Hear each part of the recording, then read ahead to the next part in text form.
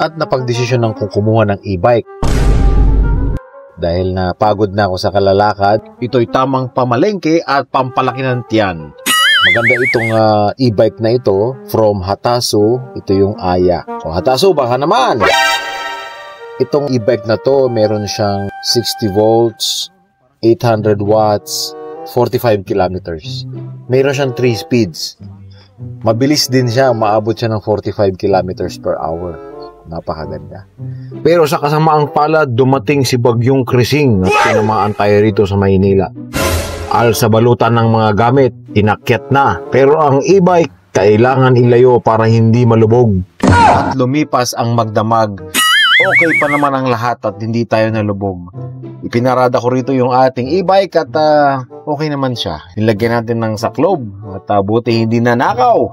Lahat po ng sumayari ng sakyan na nakaparada sa may ibabaw ng tulay. Timing na timing sa pagpapaalis sa atin. Maraming salamat, sir. Nakakuha ko ng motor ko. Nasa Marikina River ako. Nasa 16 meters pa rin yung level ng water. So, may parating pa. May parating pa na bagyo. Kaya huwag munang kumibo. Huwag munang magbaba ng gamit.